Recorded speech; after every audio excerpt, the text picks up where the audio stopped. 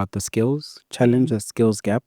A second I think of is, a lack of understanding, by particularly the leaders within the country. Building software is similar to building like massive infrastructure projects, physical infrastructure, so like a stadium or like a massive estate, right? So in a sense that Just because it's on a device, just doesn't because it's mean on it a doesn't device play. doesn't mean it's not the same. So you need foundations there. I think there'll be, particularly within the African context, a lot of continued investment in cloud technologies and cloud solutions, migrations. These technologies, particularly cloud, have been better understood over the years by your corporates, by government institutions. That's been a lot of effort that's been put in by tech companies in order to drive that understanding.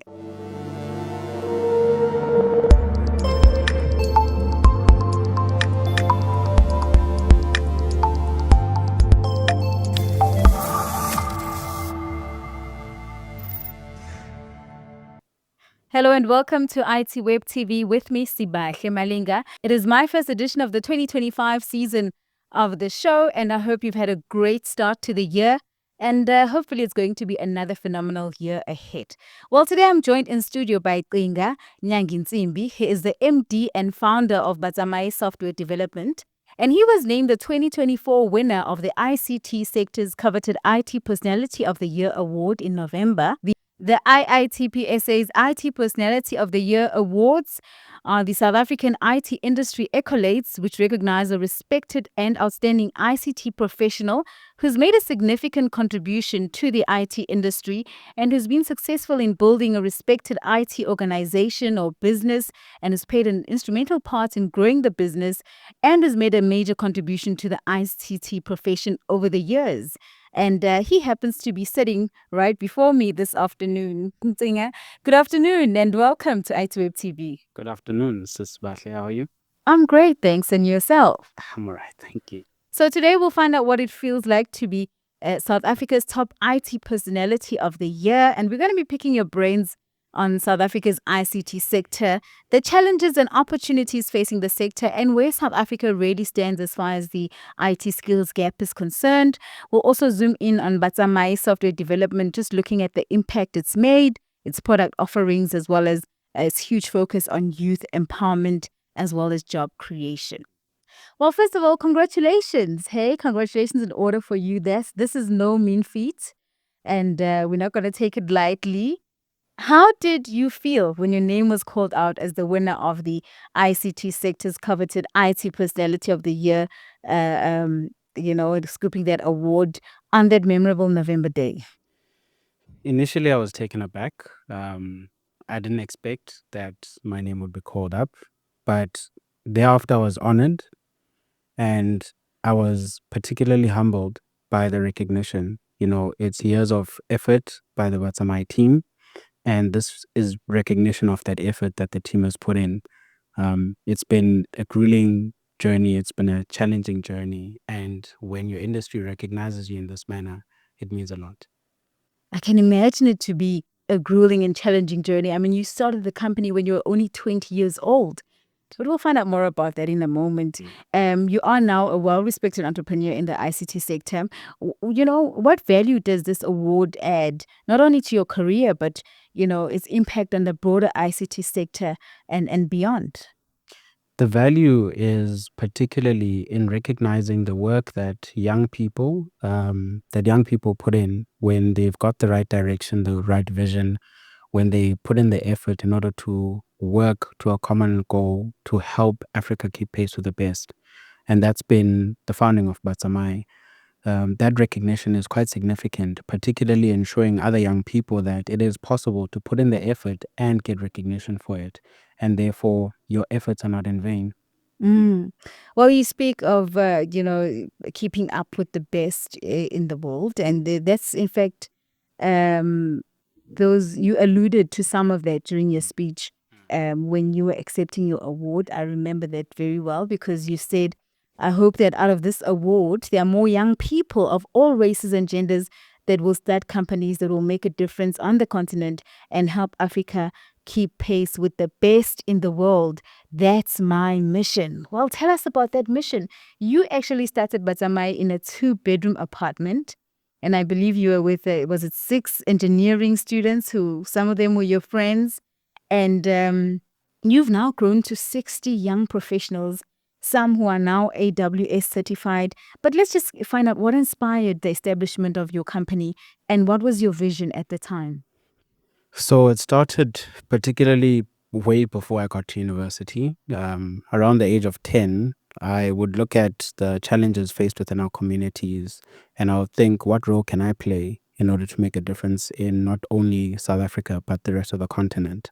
And from that, over the years of trying to figure out what to do with my life, I embarked on studying software engineering. And that showed me the possibilities that exist within that sector. And it's from that that I then decided that, let's build a business that can help Africa keep pace with the best. But let's focus on building solutions to the very difficult challenges that we face in our communities, that our people face on a day to day basis. Let's use technology as an advantage to us, learn what we need to learn in order to build this technology to help our communities operate a lot better and particularly to add value to their lives. So it's on the back of that that we then started Batsamayi. And I think it's important to mention that when I was 20 years old, this was still my journey at the university, at Nelson Mandela University. And at that time, there were four of us who were simply looking at let's embark on, building a third year project. And it is on the back of that that we thought, you know what, instead of just a project, how about we use this as a first step to building this business by starting with a solution, which at that point was focused on the health sector, particularly the public health sector. Tell us a bit more about that solution. So the solution, we called it ICU, fully written out. The intention behind it was that it's a personal health record for patients who would not only be in private sector, but particularly in the public sector. And the intention is we want to help each user, each patient keep track of their own health in order to assist the health professional in helping them live a better and healthier life. Along that journey, we did learn once we engage with particularly the Department of Health in the Eastern Cape that you are better off trying to build a solution in health that focuses a lot more on the health professional. So your doctors, your nurses, and your administrators, your CEOs of the hospital. Because in them interacting with that system, they are then able to do what is the bulk load of the work required in order to then deliver on a proper health service. And yeah, that's how it started out. And even though that goal was not achieved at that time, we learned a lot of valuable lessons along that journey, particularly the challenge that we face on the continent in delivering software solutions. And that has helped to spur the rest of the company's journey. I can imagine those were the building blocks that in which you stepped to get to where you are. Indeed. You speak of solving African challenges through African solutions. Let's talk about some of your core products and services and how big is your clientele at the moment? Currently, Batsamayi engineers bespoke software solutions. Within that, we have a focus in cloud solutions, quality assurance, and bespoke software engineering. And we've recently, over the past 12 months, have been building an information security division. So what effectively this means is over the journey of the company where we started off building applications for clients, we've learned that they want quality software. Therefore, we provide that in-house. We've built that skill set and they want to be able to have their products and services available robustly on servers and cloud platforms that help them leverage the best, benefits of the cloud. And as a result, we then built that skill set within the business as well. And it's that same skill set that we use externally to deliver to clients. So we've got clients that we've been doing quality assurance work for over 7 years. We've got clients that we've been building cloud solutions for over 4 years. And effectively, it's those same clients that we've grown with. Our current client base, we're looking at just over 20 clients, of whom on a year-on-year basis, those are the same clients that continue to, they continue with us. They continue to partner with us by renewing contracts, by increasing the number of contracts that we have with them.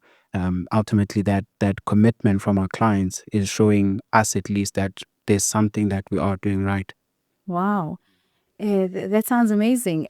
So do you outsource some of these services? And I suppose it would be interesting to also find out what are some of the mostly in demand software products and services that you offer?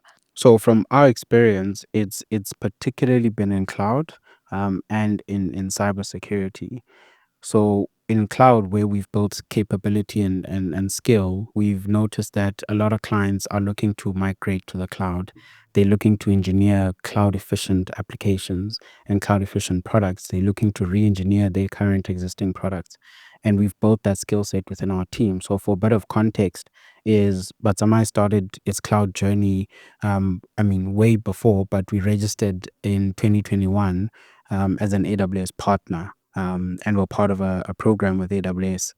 Effectively, we've within that program, the intention was to build competence. That you measured on the competence that you have as a AWS partner. So how well are you able to build cloud solutions to do migrations for clients onto AWS and the likes. And in that, we've managed to, within that program, go from, they've got 4 levels of competence. So you go from registered to select, to advanced, and then to premier tier. So we've managed to go from registered to select within a 3-month period, so 1 quarter, which at that time was the shortest time frame within the history of the program. And we managed to go from select to advanced within the shortest time frame at that point in the history of the program, which was 7 months. And we're currently embarking on going from being an advanced tier partner to being a premier tier partner, of which, if all things go accordingly, that should happen shortly. So effectively is, we've built competence, and competence not only in the numbers, but particularly where it matters in the skill set. So we've got a team of 11 cloud engineers. We've got over 15 advanced, so your professional and speciality certifications with AWS. We've got over 25 associate certifications. In total, we've got over 70 AWS certifications in the business, throughout the journey of the business. And that is a testament to the efforts by the team in order to build out that skill set. And that strategy, that decision that I had taken at that time with the team to invest in building this cloud skill set was based on the demand that we saw, not just locally but globally as well, for companies that want to migrate to the cloud, that want to use cloud to the best of their abilities, and we're there to assist with that. So you guys were, it was you and 6 software engineering students experimenting. You come up with this idea that's meant to resolve a challenge in South Africa's ICT sector. Tell us about those moments. What were some of the highlights? Yes, you say you may not have met your objectives at the time, and I can imagine there may have been financial constraints to it as well. But what have been some of those moments that stand out for you, especially, where you've learned, where you can say, okay, this was definitely a learning curve. These were the challenges, these were the opportunities, and there were also milestones, I can imagine. No, indeed. So a lot of these challenges came throughout the journey. And one of the key things that has helped us is this commitment to persevering through whatever challenge that we've been faced with. And this commitment to, we will make it work no matter what. And that has been helpful to us. So, for example, around 2017 is when we decided, in order for this business to have an opportunity to grow, it's important for the people who are committed to it to stay and work together. It's the formula that we had seen work for so many other IT companies before, so many software companies before, is when we sit together, we work on these ideas and these things that we want to do. That's when, positive then come out of it. So a little bit before then, in the journey of the business from 2013, it became a case of 2014, we built this third year project, and thereafter tried to get into the market. That didn't work out. We engaged with the Department of Health in the Eastern Cape, and for very valid reasons on their point, they felt like it's not a mature enough product to incorporate into the Department of Health. And we then had to rework. We had to pivot, and we thought, look, let's build websites. Building websites, it's very low income from clients who really just want a web presence. And those challenges for us came to an understanding that we're not just going to make it by just building websites. We have to focus on something a lot bigger.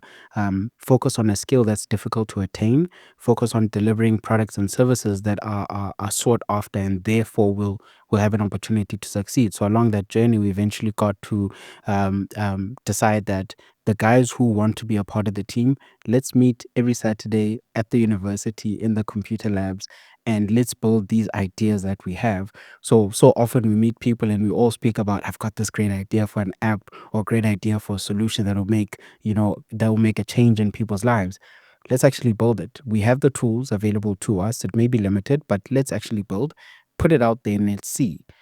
And in so doing, the people who consistently came through helped build that vision, helped build that team that ended up now being a team of 6 guys in a 2-bedroom apartment in 2017. With very little financing, I can imagine. So the And financing, 0 weekends.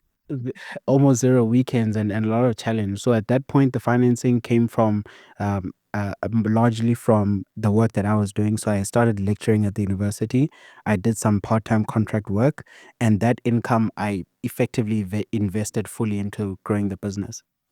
So even getting that 2-bedroom apartment, well, one, that decision came about by saying, in order for us to have the opportunity to grow this business, let's actually have a place where we can live and work, right? And living is particularly to reduce the cost, because you're going to have someone who says, look, I can't afford to stay somewhere and work at a business that can't pay me a full salary.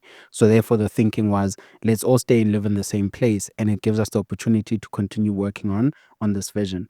And in so doing, some of the guys that then joined, worked with us, we then continued to build apps. We continued to build these products and solutions for external clients. And I continued lecturing at the university, and that income at lecturing at the university and doing contract work, and that income was then highly beneficial to us being able to then pay rent, to pay for the cell phone bill, the electricity, to buy food, and all of these things. And along that journey, one of the key things that happened is we managed to build a culture, an important culture to us being able to continue as a team. And it's in 2018 when we then got the opportunity to expand, that we took it with both hands, and it started with pivoting. So at that point, we were building apps. There's an opportunity to do quality assurance work for a major international client. And I then decided, guys, let's actually focus on this. I had fortunately done my certifications in quality assurance in 2016. And I said, let's pivot the business into this. It will help us to get to the next level. And that was quite key. So in 2019, on the back of those opportunities that we then took on, we managed to move into our first office in Nelson Mandela Bay. And within 2019, grew from 6 engineers to 13 by the end of that year. Wow. And we then brought back our service to deliver apps. So we continued building software for clients, and we were growing the quality assurance business. And by the time we got to 2020, even with the challenges that 2020 brought, we were able to retain the clients that we had. They were quite happy with the service that we were offering. They were quite happy with our ability to deliver regardless of the challenges of working from home. We had taken the decision to start working from home fairly early on, even before that decision was taken by our government to say, look, people need to start working from home now. We had already started working from home by the time that people were starting to prepare for it. And it helped us significantly to be able to continue to deliver that service to our clients. They found that quite beneficial. It was quite valuable for them, and it's those same clients that we've continued to work with to this day. And yeah, so it's been a lot of challenges along the way, but the important thing is at every step we've told ourselves, let's persevere. Regardless of what that challenge might be, we need to figure it out. Otherwise, it's the only way we know how to win. Wow, you seem to have done so much and also attained so much growth in such a short space of time. Yes, it's been about a decade, but wow. And the clientele, even global clients, that's phenomenal as far as I'm concerned for someone as young as you are. By the way, how old are you, even over 30? So I'm 31, turning 32 this year. Wow, Mm. amazing. So one thing you keep making reference to is giving back to communities and the importance of upskilling our youth. You said that in your speech back in November, and just the importance of upskilling young people in tech skills. Let's talk about the important role of software developers, especially, these young innovators who create useful products and services for businesses, for customers, for agile applications. You spoke a lot about the websites, the software tools and services that you create. How important is their job? I think software developers and software engineers are underrated. So for us, it's quite key, and it's based on our pedigree. It's based on how we've been able to grow as a team. So one of our value systems is giving back, and not just internally within the team and young people, but it's also externally as well. So from as soon as we were able to, we did outreaches to our community. So we would give back. We'd have instances where we donate. So we've got a CSI program. So on a quarterly basis, we would then have a CSI initiative, and that led all the way to us last year being able to partner even with the Ronald Williams Foundation in order to then deliver a session, like a coaching session, a soccer skill session, to a school that Ronwan actually went to in Nelson Mandela Bay. And that's a partnership that we aim to continue with. In addition to that, is giving back also means being able to give back to the people within your team that are assisting you and are working with you in order to build this business. And I've been very fortunate within my journey that I've been surrounded by highly skilled, highly competent people at various instances who have committed, who have been very committed to delivering on this vision. Because not everyone, in my experience at least, comes into a business saying, we want to build a business. Some people are looking for a job. And our experience has been, what young people have come into the team, they're looking for that first job. And it becomes, once they've joined, it becomes their realization that actually this is a team that I might be able to stay in for quite a while.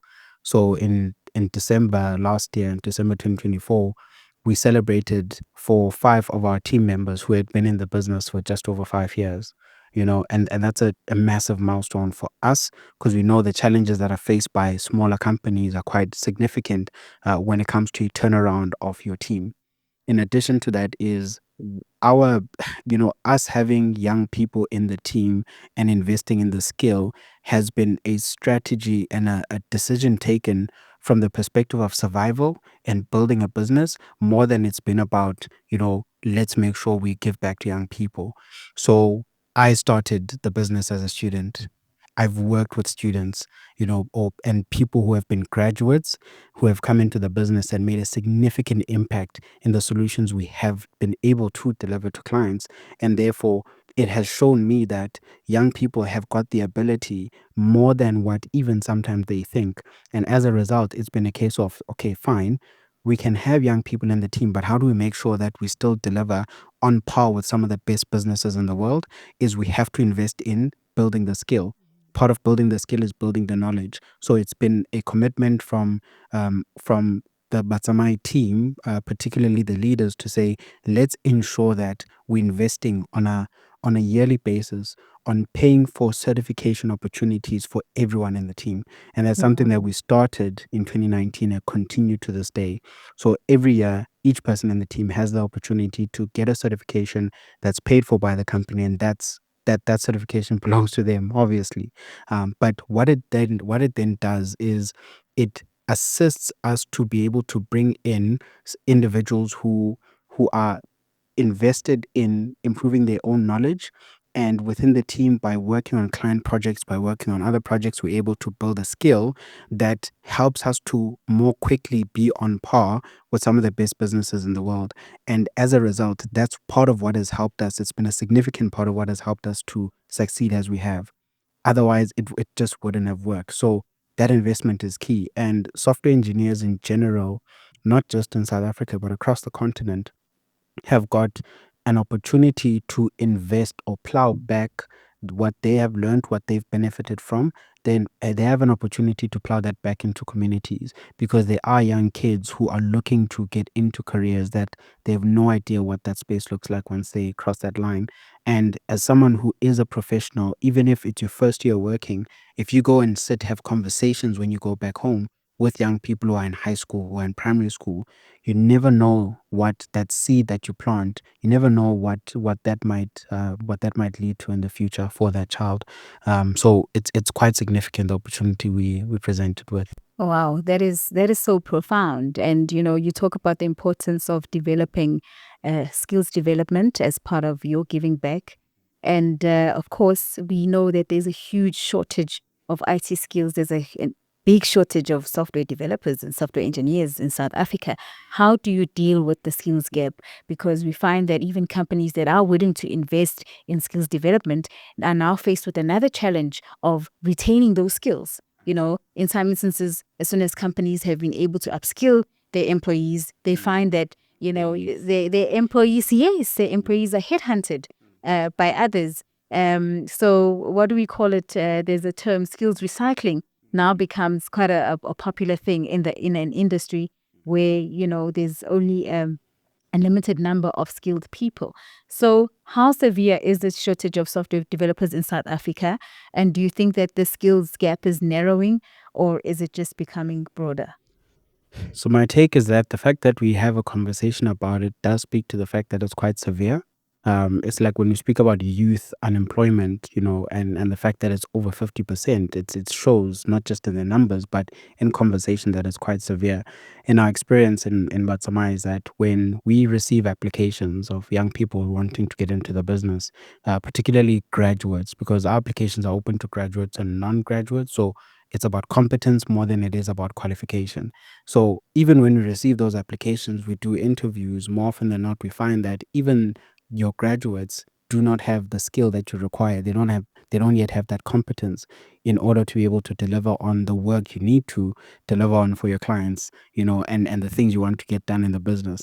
So it's quite a severe skills gap, and it doesn't seem to be Even improving amongst significantly. graduates who are qualified in that area. 100%. That's been our observation, because you find that there are very few individuals, there are very few graduates who, within the crop of applications we would receive, there are very few that we can take on into the team and continue to work with. So for context, there's a year where we received 400 applications, where we put out positions that we wanted to fill in the team. We received just over 400 applications. Of those applications, our first step of review, we shortlisted just over 30 individuals, and that first shortlisting is based on technical assessment. So if you don't pass that technical assessment, then you don't make it through to the next one. So we shortlisted just over 30, and from that 30 we were able to employ, I believe it was over just 4 that year. Wow. And that speaks to it. And from a percentage perspective, you're looking at, what is it, 1% of the number of applicants who are able to actually come into the business. And that's not purely on the company's ability to absorb. It's mainly on the skills that those individuals have at that point. So what does this speak to? Is there still a gap within the higher learning institutions then? Should things change? Should they be keeping up with the latest and emerging technologies that are now used in the working environment? I believe a lot of different players within, the industry need to put in quite a bit more effort in order to improve the landscape. So there's work that we all need to do. There's work that companies need to do, whether big or small, like ourselves. But there's work that universities need to do as well. There's work that our government needs to do, our leaders in the country need to do as well. But collectively, I look at it and say, regardless of what someone else might do, we still know that there are some graduates that do come out that are really well skilled, right? We still do get a few individuals who come out of the system, as challenging as it might be for them to come out, but they come out and they're able to make a success of their careers. So therefore, when you look at the individual, right, and the challenges that they're faced with, what differentiates the ones that succeed from the ones that don't? And that's the perspective that we've looked at it from, and that I think of it from, is that each and every individual, each and every young person, whether you're in high school or you're in university, you need to figure out what it is you want to do. You need to get to a point of saying, regardless of the challenge I'm faced with, I'm going to make it. Regardless of the challenge of having to study, if I need to put in all-nighters, if I need to if I've got challenges with the project that I'm working on, if it's a new skill I need to attain, if it's more time that I need to put in, then so be it. Because at the end of the day, the fact that there is some success does speak to the fact that, look, it is difficult, 100%, but there are those who are able to make it for varying reasons.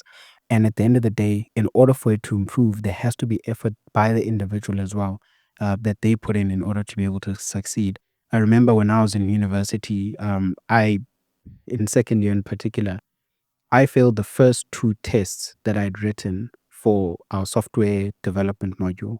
And I was trying to figure out, how do I pass? Because there are people who, for the same test, have received distinctions. So Wow. how did they do it?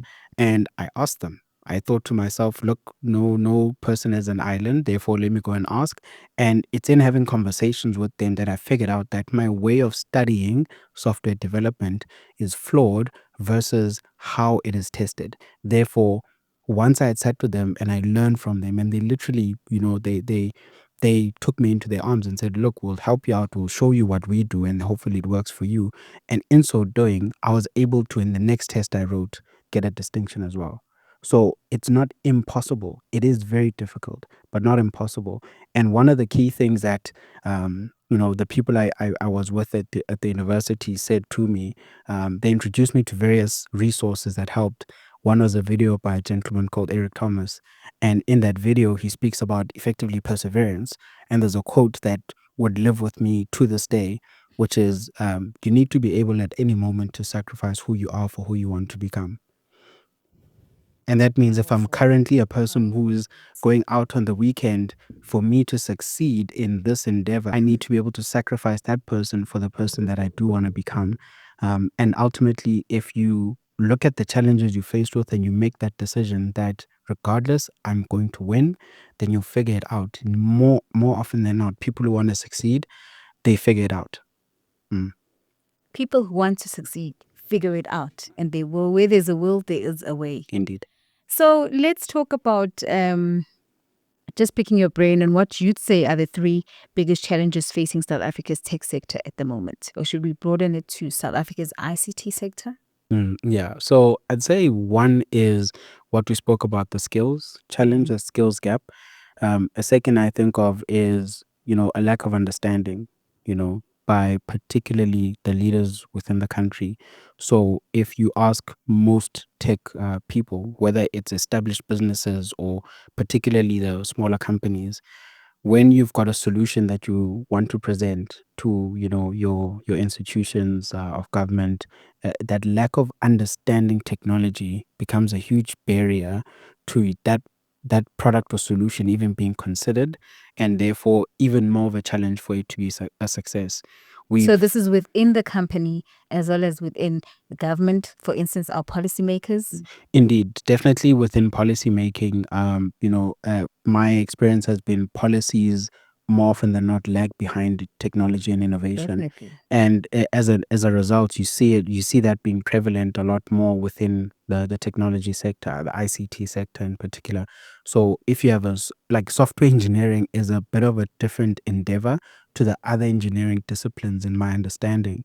So you think of someone who says, can you build me an app, an e-hailing app, right? Like one of the ones that exist out there. Build me an e-hailing app, and then and you give them a quotation, and they taken aback that why would it cost this much, and Because they don't understand what it takes in order to the build it. infrastructure, the skill that it Indeed. takes. So one of the analogies that we've come to use when we speak to clients and customers and various stakeholders is building software is similar to building like massive infrastructure projects, physical infrastructure, so like a stadium or like a massive estate, right? So in a sense that Just because it's on a device, just because it's on a device doesn't mean it's not the same. So you need foundations there. You need to be able to ensure that there's plumbing that is quite robust. You need to be ensure that the materials you use are some of the best materials ever. But at the end of the day, even the aesthetics count, right? Your paint is somewhat equivalent to the UI that you see on an app, but effectively it's equivalent. And that lack of understanding of what it takes to build software and to deliver on it does hamper on the progress. So we've had this experience. There's a Wealth on Wheels solution that we've partnered on with Santaco in the Eastern Cape to deliver to the taxi industry, and this touches on various things. So it touches on scholar transport, it touches on cashless payments. So effectively, to be able to explain this to funders has been a challenge, particularly where those funders are coming from government. That understanding of why would this solution work? Why is this solution this expensive? Why particularly do you need a team of 50 engineers in order to build this solution? Can't you build a prototype with just one or two engineers? That lack of understanding then does pose a challenge to that funding coming in. And what we've then experienced is our fund applications have then taken months, and we've had to put in significant effort to explain how software works, to explain how this works.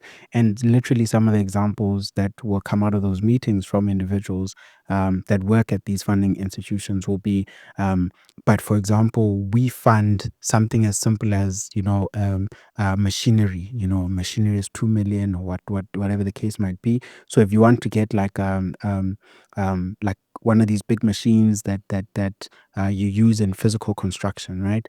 There's a cost aligned with that machine, and they have a better understanding of what that cost is and what it takes in order to build physical infrastructure in comparison to software. So when you bring an equivalent cost in software, it's challenged a lot more, and I think it's partly based on that lack of understanding of technology, and that's a massive challenge then for innovation. But We ultimately, I hear the think same even in the corporate world, where you find the CIOs or the CTOs would say, look, we really need more buy-in from our board members. Our board members really don't understand tech. They don't understand the importance of us introducing the solution, and therefore they can't motivate for a bigger budget because they don't understand the value that it's going to add to the company. So we hear a lot of those voices as well coming through from tech leaders within organizations to say, look, even our CEO doesn't understand the value of this technology and does not believe in and we're not getting a buy-in to increase budgets no, towards these 100%. initiatives. And that speaks to the third challenge in how I think about it, which is that lack of understanding that leads to a lack of support, lack of investment, lack of resource, and lack of capacity to be able to then build these innovations. How often do we find technology innovation, software innovation come from the African continent versus the rest of the globe?